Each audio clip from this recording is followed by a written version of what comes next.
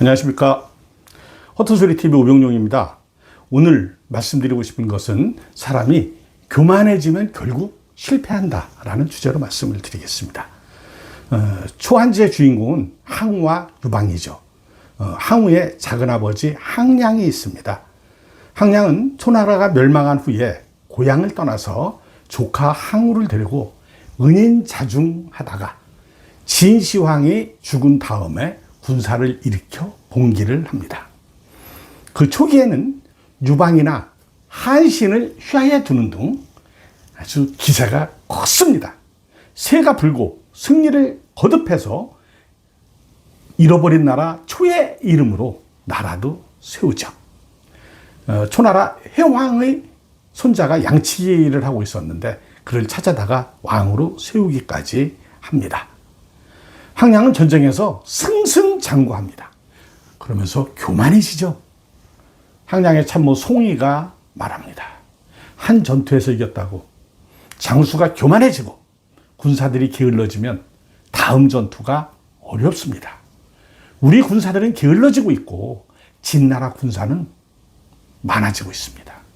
바로 너 항량이 교만해지고 있다는 말을 했습니다. 전략과 범증도 우려를 합니다. 산모 송이가 항량의 최측근 계포와 함께 건의를 합니다. 그런데 항량은 오히려 불같이 화를 냅니다. 최근에 보도되는 용산의 경로처럼 같은 이야기를 하려던 범증은 말조차 꺼내지 못합니다. 승리에 도취돼서 교만해진 항량은 결국은 무리한 전쟁에서 죽습니다. 사람이 일단을 성취합니다. 그러면 거기에 취하는 경우가 많습니다. 모두 보는 것을 본인만 보지 못하는 경우가 많죠. 우리가 성공하려면요, 자신을 객관화시켜야 합니다. 나의 장점과 강점만 보지 말고 단점이나 약점을 살피고 분석해야 합니다. 1997년과 2002년의 대통령 선거, 그때의 이회창 후보, 대세라 그랬습니다. 누가 봐도 따놓은 당상입니다. 주변에 앞뒤에 있었던 총선과 지방선거, 보궐선거 등 선거마다 연전연승을 했습니다. 사람들이 그냥 막 모여들죠. 취합니다. 결국은 두 번에 걸친 대통령 선거 낙선.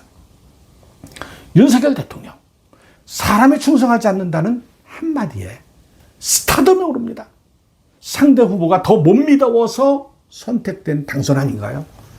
그런데 그는 천하가 자기 손아귀에 있다고 생각하고 행동하는 것 같습니다. 5년 짧습니다. 윤 대통령 본인 말이죠. 더군다나 3년도 남지 않았습니다. 미래를 고민해야 합니다. 경로하지 말고 많이 들어야 합니다. 보세요.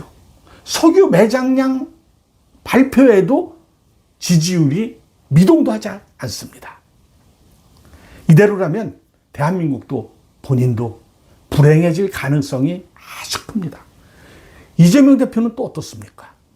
역사상 최악의 대통령으로 평가받을 가능성이 큰 윤석열 초보에게 졌습니다. 역으로 현 대통령에 대한 불만 때문에 총선에서 압승합니다. 사실은 압승이 아니죠. 잘못된 선거 제도로 인한 과대 의석입니다. 이재명 대표의 목표가 대한민국의 제1당 대표가 아니라면 보다 본인과 주변 상황을 객관화시켜야 합니다.